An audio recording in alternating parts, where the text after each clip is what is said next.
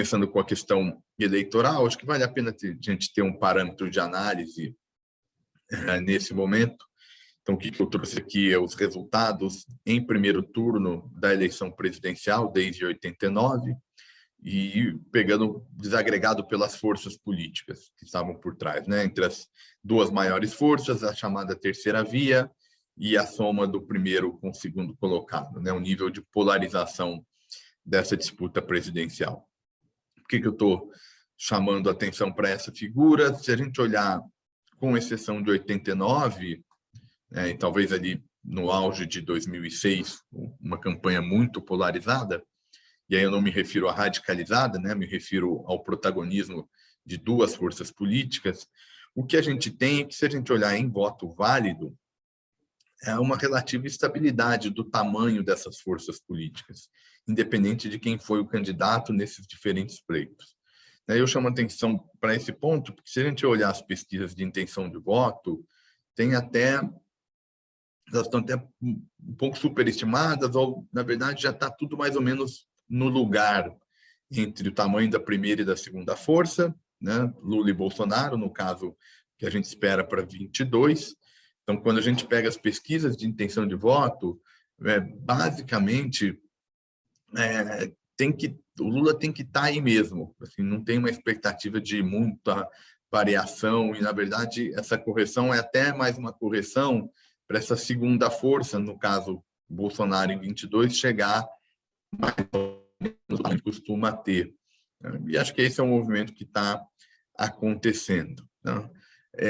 Olhando do ponto de vista da terceira via, não imagino uma retomada muito maior do patamar de intenção de voto dessa terceira via. Se tiver, vai ser uma eleição parecida com 10 e 14, né? Chega ali em torno de 20% dos votos válidos, mas acho que isso não vai ser suficiente para levar essa terceira via, para o segundo turno.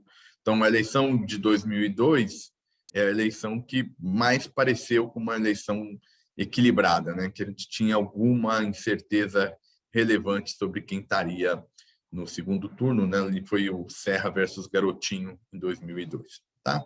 Isso era para tomar como parâmetro, né? Se eu olhar agora para 22, como é que eu estou enxergando e por que cenário é Lula como mais provável, tem a ver com a avaliação de governo, né? Então, a avaliação de governo é um condicionante importante aqui na nossa avaliação. Quando a gente olha as figuras mais recentes, a gente vê um capital liquidamente negativo do presidente, ou seja, ótimo e bom menos ruim e péssimo é bastante favorável, embora em tendência decrescente, né? Acho que esse é um efeito do poder da caneta. Candidaturas à reeleição sempre são candidaturas fortes, não dá para descartar a competitividade de uma candidatura que tem o poder de agenda. Isso tem acontecido e a gente espera que se tenha algum acirramento dessa disputa, ou seja, tem um recuo adicional nessa avaliação de governo, mas nada que revolucione ao longo do ano esse cenário de favoritismo do petista. Algo que está por trás desse cenário é, sobretudo, os mais vulneráveis. Aqui, então, é até a avaliação de governo entre quem ganha até 2 salários mínimos, que a gente olha uma variação importante, né? A percepção de aumento de vulnerabilidade relevante desse segmento, sobretudo mais pobre. Aqui tem por trás inflação, tem por trás um monte de coisa que aconteceu mais recentemente e tem dificultado a vida da campanha de reeleição. Por outro lado, quando a gente pega um voto não econômico, ele ajuda a esse piso, né, da candidatura Bolsonaro. A candidatura Bolsonaro é uma candidatura do tipo piso alto e teto baixo, ou seja, vai ter uma boa avaliação no primeiro turno, mas a chance de ganhar muito voto numa desproporção, ele virar favorito, parece que não é mais difícil, embora, de novo, seja muito equilibrada. Esse voto não econômico, aqui eu peguei a figura do voto evangélico, né, a maneira como esse segmento olha o governo, a gente olha que tem alguma diferença de olhar quando comparado à avaliação mais geral, então tem uma resiliência importante.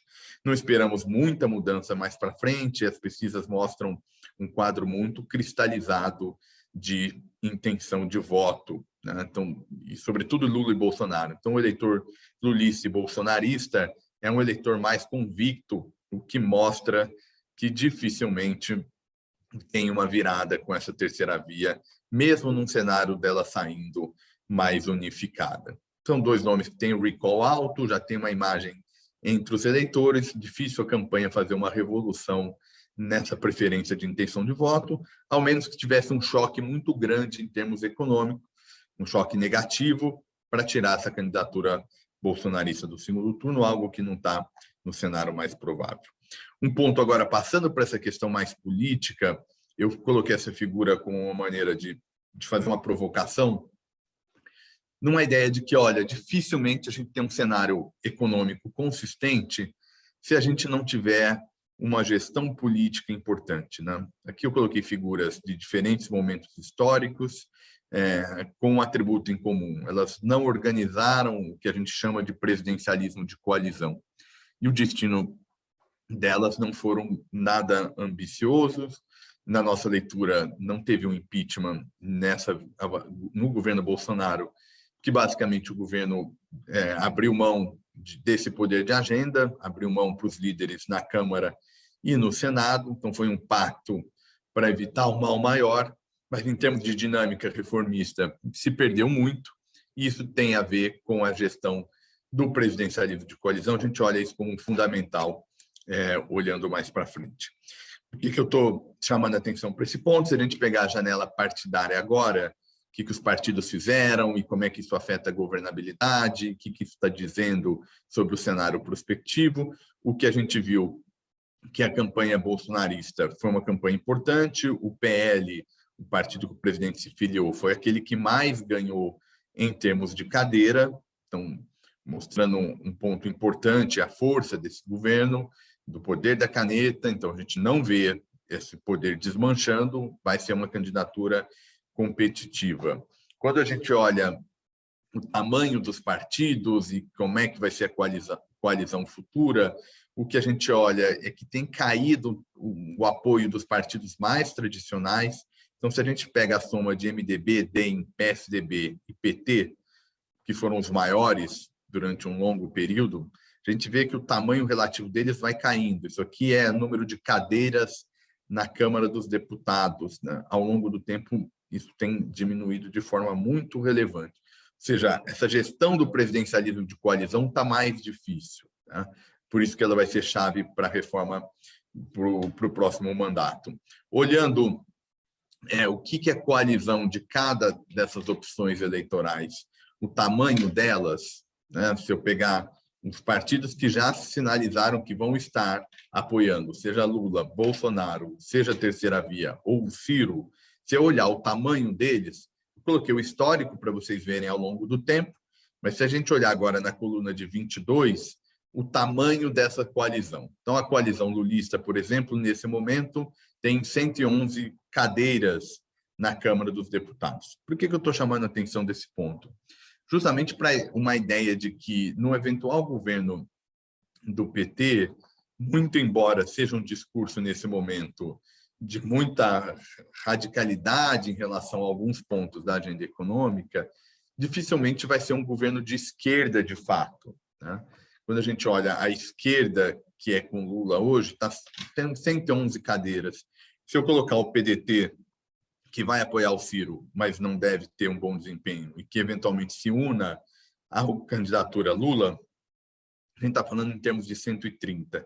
Se eu olhar o histórico, essa candidatura chegou a ter, no máximo, alguma coisa como 150 cadeiras na Câmara. Ou seja, vai precisar dessa centro-direita, sobretudo para a emenda constitucional. Então, a gente espera um aumento da intenção de voto, o aumento da bancada de esquerda nesse desempenho positivo esperado do Lula, mas nada que altere esse eixo que precise da centro-direita para governar.